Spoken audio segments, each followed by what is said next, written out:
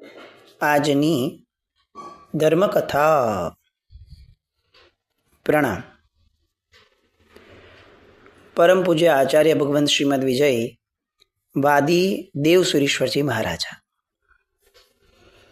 એક મહાનાયક અને એમની મહાયશોગાથા. એની ચરમ સીમાએ જે પ્રસંગ બન્યો હતો એ પ્રસંગના ઉદ્ગમ સ્થાનથી આપણે આગળ વધ્યા. સાહેબે નક્કી કર્યું કે હવે આ વાત પાટણની રાજગાદીએ જશે. સમગ્ર ગુજરાત હવે આ આખી ઘટનાનું સાક્ષી બનશે. જે વાત કદાચ રાજનગરમાં બે ગલીઓની વચ્ચેના સંઘમાં હતી અને અહીંયા પતી શકે એમ હતી, લોકોએ પણ સરસ્વતી સાધ્વીજી ભગવંત અથવા સંઘ આ બધાએ પણ જ્યારે ફરિયાદો, કડવા શબ્દો, ઝેર જેવા શબ્દો ગુરુ ભગવંતને સંભળાવ્યા હશે, ત્યારે એવી કલ્પના નહીં કરી હોય કે આ વાત માઇક્રો લેવલમાંથી આટલા મેક્રો લેવલ પર જશે. કદાચ કેટલાક લોકોને આશ્ચર્ય થયું હશે, કેટલાક લોકોને આની અંદર ટીકા ટિપ્પણી કરવાનું મન પણ થયું હશે, એવું આપણે વિચારીએ. કારણ કે આપણે આ વર્તમાન સમયમાં છીએ કે જ્યાં ટીકા ટિપ્પણી વિના તો એક ક્ષણ આપણી જતી નથી. પણ એ સમયે પૂજ્ય વાદીદેવ સુરી મહારાજ સાહેબે નક્કી કર્યું. માણિક્યચંદ્ર સુરી મહારાજ સાહેબને બોલાવ્યા, એમના શિષ્યને. કાગળ અને એક શાહીનો ખડિયો, એટલે કે આપણે જેને પેન કહીએ છીએ, તે મંગાવ્યો અને એમણે કહ્યું માણિક્યચંદ્ર સુરી મહારાજ સાહેબને કે આખી ઘટના લખો કે રાજનગરની અંદરમાં દિગંબરાચાર્યએ આ રીતે કનડગત શરૂ કરી હતી અને ત્યાર પછીથી સાધ્વીજી સરસ્વતીજી સાથે આટલી હદ સુધીનો અભદ્ર વ્યવહાર કર્યો. એક સજ્જન પુરુષ પણ ન કરી શકે, એક સામાન્ય પુરુષ સાથે પણ ન થઈ શકે એવો વ્યવહાર એક ભગવતી સાધ્વીજી અને એમાં પણ વૃદ્ધ સાધ્વીજી એમની સાથે થયો. અને એના કારણે પૂજ્ય વાદીદેવ સુરી મહારાજ સાહેબ એ એવો નિર્ણય કરે છે કે હવે આ વાત પાટણની રાજગાદીએ જવી જોઈએ અને કોઈ એક વ્યક્તિ કે કેટલાક અનુયાયીઓની સામે કેટલીક વસ્તુઓના પગલાં લેવા એના કરતાં વધારે જે મદ આખા મતની અંદરમાં ભરાયો છે એ મદને હરાવવો છે. આ બધા લોકો સરસ્વતી સાધ્વીજી સાથે આવું કરી શક્યા કારણ કે બધા એવું માનતા હતા કે અમે ચડિયાતા છીએ અને આપણે ઘા એ ભાવના પર કરવો છે કે અમે ચડિયાતા છે. એમના કૃત્યો, એમની ચેષ્ટાઓ, એનો કોઈ વિરોધ, એની માટેની કોઈ વિપત્તિઓ, ફરિયાદો કંઈ નહીં. મૂળ પર ઘા કરો. અને એ મૂળ પર ઘા કરવા માટે અહીંયાથી વાદીદેવ સુરી મહારાજ સાહેબ પાટણ શ્રી સંઘને જણાવે છે કે અમારી આવી ભાવના છે કે અમે રાજગાદીએ આ વાતને લઈ જઈએ અને રાજ્યસભાની અંદરમાં દિગંબરાચાર્ય સાથે વાદ થાય. જો આ વાદની અંદરમાં પાટણ શ્રી સંઘની સહમતિ હોય તો આ વાત પાટણની રાજગાદી સુધી જાય અને ત્યાર પછી એમનું જે કહેવાનું આવે એ આધારે અમે બાજુમાં જ રહેલા દિગંબરાચાર્યને કહેણ મોકલાવી. કેટલી બધી વાત આગળ વધતી ગઈ. અત્યારે આપણું કહેવું ચોક્કસ એમ હોત કે ભાઈ મૂકો ને યાર, પ્રોબ્લેમ ઓછા છે કે આવું નવું એક ઊભું કરો છો, વાત પતાવો. આમ જુઓ, આપણા લોકોની તાસીર જુઓ કે કેટલા બધા મોટા પ્રશ્નો આવ્યા. આપણા કેટલા બધા તીર્થો સ્ટેક ઉપર છે અત્યારે. અંદરના વિખવાદ, ભારનાઓ સાથેના વિખવાદ. આપણા કેટલા બધા ગુરુ ભગવંતો અકારણ મૃત્યુને પામ્યા.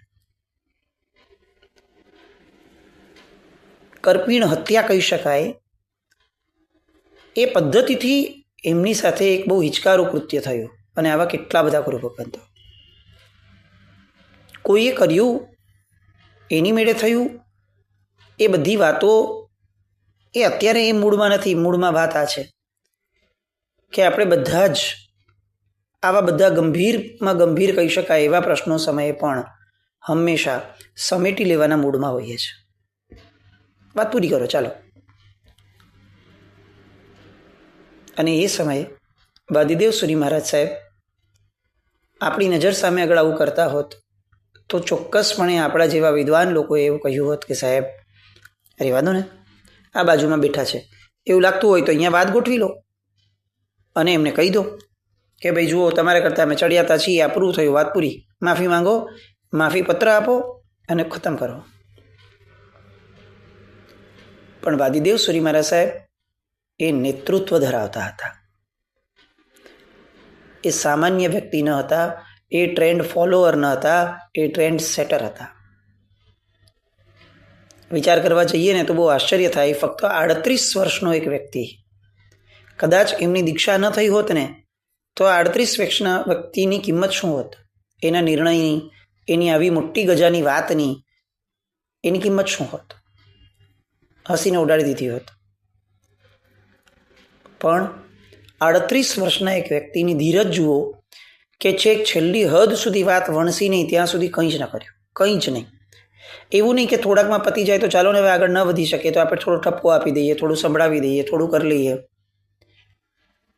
મહાપુરુષો થોડા થોડામાં કોઈ દિવસ માને નહીં. આ થોડું થોડું જે છે ને એ જ મૂળ આપણા જીવનનું આર્ત ધ્યાન છે. આપણને દરેક પ્રસંગમાં એમ થાય કે જો હું હમણાં નહીં બોલું ને તો આવતીકાલે આ થશે, તો આજે થોડું બોલી લો. પછી આજે થોડું નહીં બોલું ને તો આવતીકાલે ઘણું બોલવું પડશે, એના કરતાં આજે થોડું બોલી લો.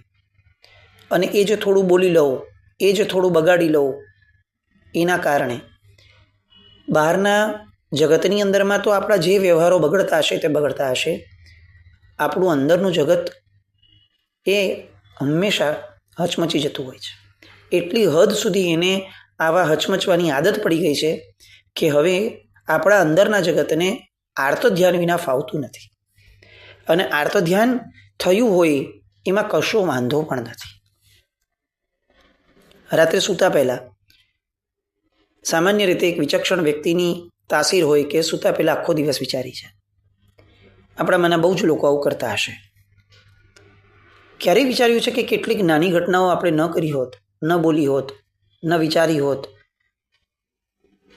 તો કદાચ કેટલા બધા મોટા જે આર્ત ધ્યાનના પાપ આપણે બાંધ્યા છે એનાથી બચી ગયા હોત. વિચક્ષણ પુરુષો નાની નાની વાતને હંમેશા ઉપેક્ષા ભાવમાં લઈ જાય. અને જ્યારે એવું લાગે કે હવે પગલું ભરવા જેવું છે ત્યારે પણ સામાનું જેવું કૃત્ય છે એ ગજાનું એ પગલું લેવામાં એમને કશો જ બાદ ના આવે.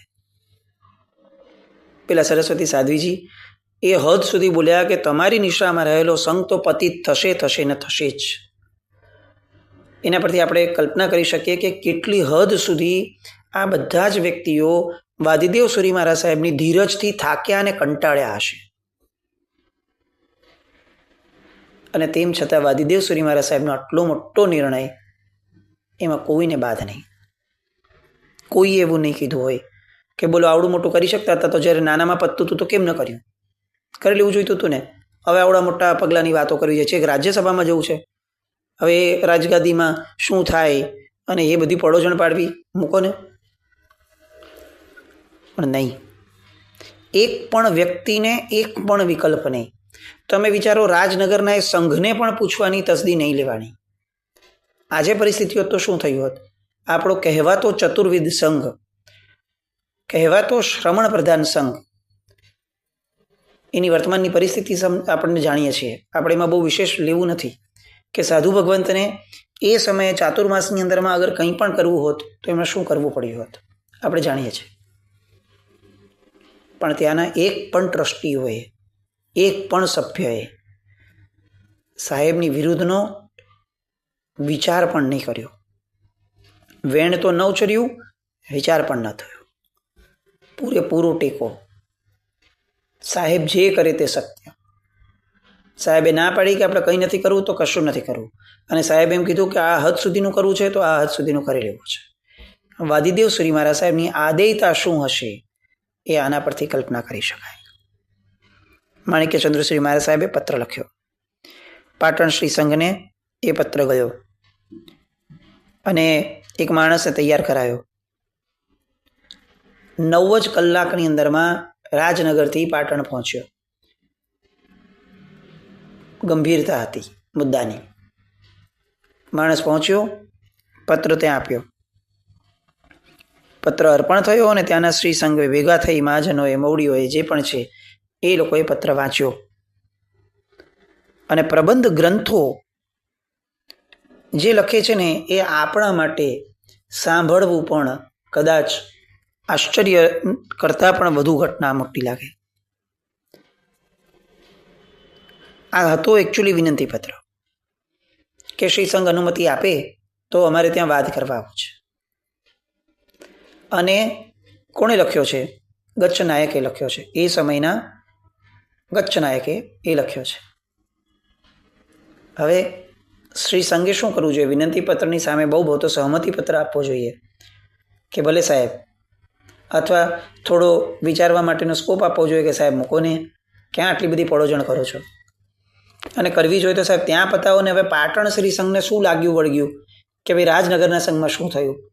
અમે કંઈ એ સંઘની વહીવટ અમે તો કરતા નથી, તો અમારે શું કામ સાહેબ? તમારે ખરેખર એવું કંઈ કરવું હોય તો રાજનગરના ત્યાંના લોકોને મોકલો અને રાજ્યસભામાં વયા જાઓ. પાટણ શ્રી સંઘને ઇન્વોલ્વ કરવાનું કોઈ કારણ અપ્લાય થતું દેખાય છે?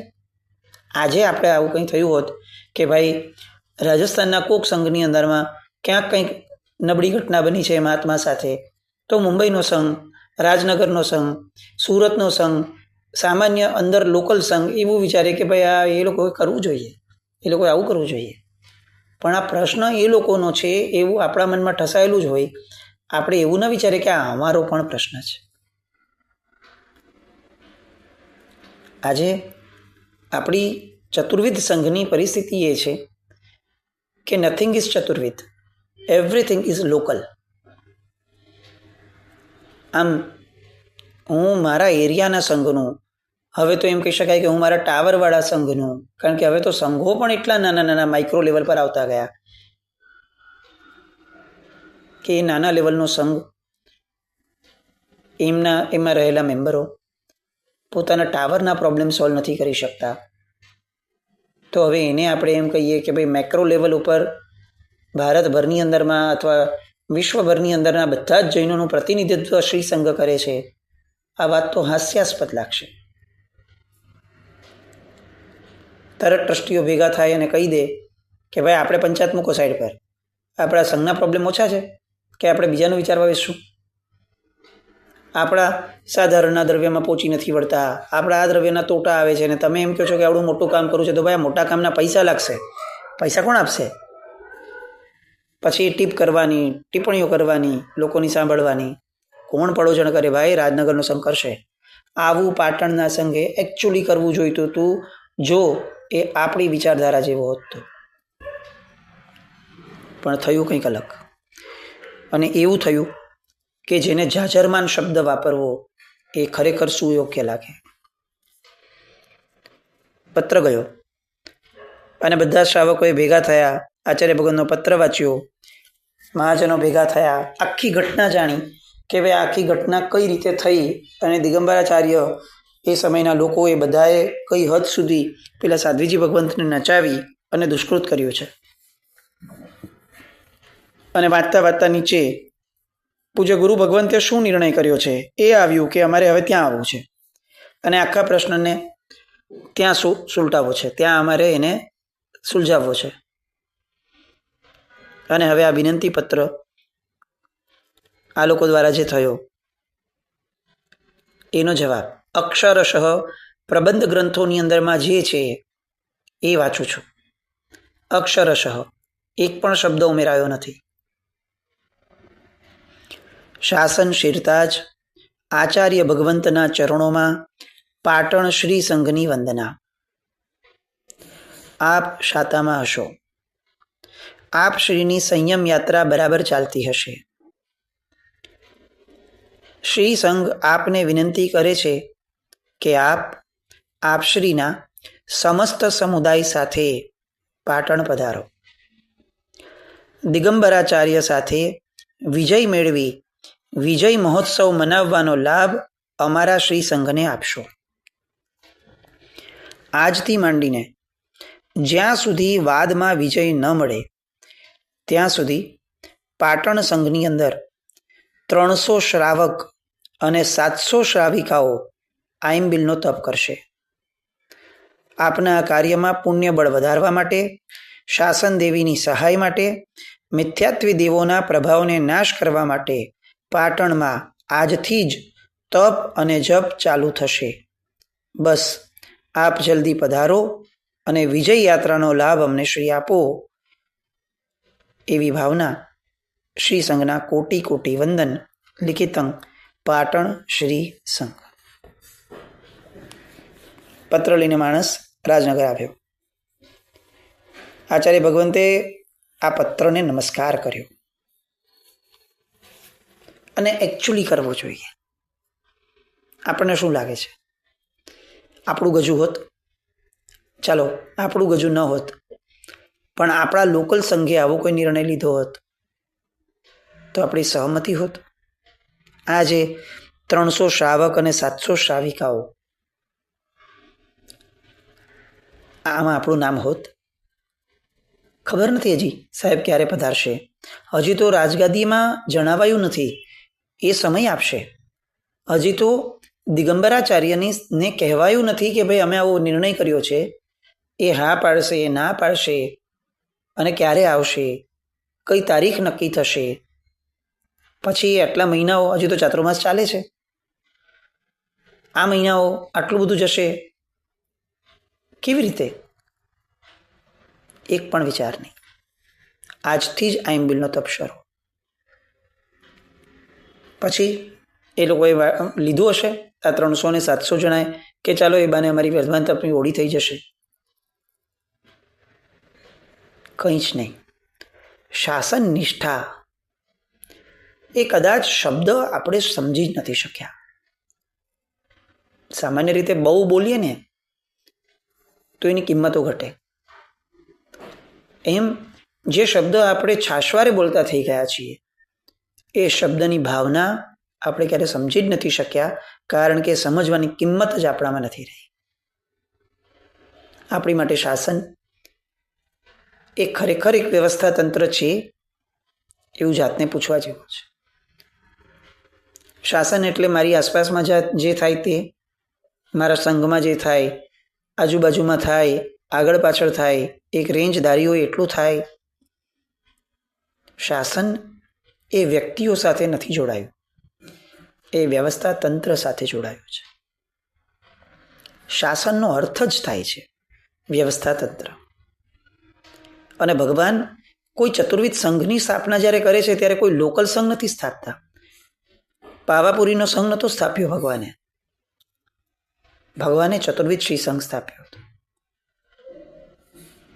અને આપણે એના એક ભાગ હોઈએ તો આપણે પણ લોકલ ન રહેવાય. આપણે ચતુર્વિધ શ્રી સંઘના મેમ્બર છીએ. આવી ભાવના કેળવવી જોઈએ. આપણી માટે શાસન એ વ્યવસ્થા તંત્ર હોવું જોઈએ, અનુશાસન હોવું જોઈએ. અને આવા અનુશાસનનો, આવા વ્યવસ્થા તંત્રનો જેના દ્વારા પણ ભંગ થતો હોય, એ પછી ક્યાંય પણ થતો હોય તો પણ આપણને ખૂંચવો જોઈએ. આપણને આપણો પોતીકો પ્રશ્ન લાગવો જોઈએ. તો શાસન છે. નથી તો આપણે રિજનલ અથવા લોકલ છીએ, ચતુર્વિધ સંઘના સભ્ય નથી. આ પાટણના સંઘને સાષ્ટાંગ દંડવત પ્રણામ કરીએ ને તોય ઓછા લાગે. એ વાદીદેવ સુરી મહારાજ સાહેબની આદેયતા, એમનું પુણ્ય, એમની સક્ષમતા એ બધું જ બરાબર છે. પણ આ ક્ષણે જો આ શ્રી સંઘે ના પાડી હોત, જે એની પાસે સત્તા હતી કે સાહેબ આપનો પત્ર વાંચ્યો, બધું બરાબર છે પણ અમારે ત્યાં શક્ય નહીં થાય સાહેબ, મિચ્છામી દુક્કડમ, આવું કહેવાની સત્તા હતી એની પાસે, પણ એક શબ્દ નહીં આવો, એક વિચાર આવો નહીં. અને ઉમળકો જુઓ, ફક્ત હા પાડે ને તો હજી સમજી શકાય કે હા સાહેબ પધારો ને સુખેથી પધારો, આપણે બધી વ્યવસ્થા કરી લેશું સાહેબ, આયોજન થઈ જશે. અહીંયા પણ અટકવાનું નહીં. તાત્કાલિક સેમ ડે જવાબ જાય છે ને જેમાં 1000 જણની ફક્ત સહમતિ નહીં, એમનું આજથી જ ઇન્વોલ્વમેન્ટ એ પ્રદર્શિત કરાય છે. કેમ? તો કે એના દ્વારા સાહેબને ખબર પડે કે સાહેબ પાટણ શ્રી સંઘ કેવો લાલાયિત છે. આ ઉલ્લાસ એ ખરા અર્થની અંદરમાં ભગવાનનું શાસન છે. વીર્યાંતરાયના ક્ષયોપશમના આધાર ઉપર જ આપણા બાકીના બધા કર્મોના ક્ષયોપશમ નક્કી થાય છે. અને આ કેવો ઉલ્લાસ, કેવો ઉત્સાહ! અમારે ત્યાં સાહેબ વિજયોત્સવ મનાવો આવો શબ્દ અત્યારથી વાપરે છે. હજી તો કાંઈ નક્કી નથી થયું ભાઈ, પણ જે પોઝિટિવિટી છે, જે વિશ્વાસ છે, અને આ પોઝિટિવિટી અસર કરે છે. આપણે હોઈએ તો આ વિચાર અંદરમાં મૂકવા જેવો છે. આખો દિવસ મમડાવવા જેવો છે કે પાટણ શ્રી સંઘે કર્યું એ હું કરત. ચાલો સંઘમાં બીજા લોકો શું કરે તે જવા દઈએ. મારી વિચારધારા આવી હોત મેક્રો લેવલની, કે હું મારો સંઘ, મારો જીર્ણોદ્ધાર, મારા પ્રશ્નો, મારું સાધારણ દ્રવ્ય, મારું દેવ દ્રવ્ય, આ બધું મારું મારું મારું કરી અને લોકોત્તર શાસનની ભક્તિ કર્યાનો ડોળ કરત. જે શાસન, જે પરમાત્મા સૂક્ષ્મતમ જીવને, જે દેખી પણ નથી શકાતો એવા જીવનો વિચાર કરતા હોય, એવા પરમાત્માનો શ્રી સંઘ મારી બાજુમાં રહેલા સંઘનો પણ વિચાર ન કરે. મારી બાજુમાં રહેલા લોકલ શ્રી સંઘના પ્રશ્નોને પણ એમ વિચારે કે એ તો એ લોકોના સંઘનો પ્રોબ્લેમ, મારે શું? અને તોય આપણે ભગવાનના શાસનમાં ગણાઈએ. આ સુખદ કે દુઃખદ આશ્ચર્ય તો છે જ. એ પાટણ શ્રી સંઘની વાત. અને હવે પત્ર લઈને જ્યારે રાજનગર માણસ આવ્યો, આચાર્ય ભગવંતને આદરપૂર્વક આપ્યું, વાંચ્યું, અને પછી આચાર્ય ભગવંતે દિગંબરાચાર્યને સ્ટેપ બાય સ્ટેપ દિગંબરાચાર્યને હવે આ વાત પહોંચાડવા માટે કેટલાક ભાટચારણોને બોલાવ્યા અને એમને આખી વાત સમજાવી. પછી શું થાય છે એની માટે આવતીકાલે મળીએ. જીનાક નવૃત્ત કંઈ પણ બોલાય તો મિચ્છામિ દુક્કડમ. જય નામ, જય અતિશાસ.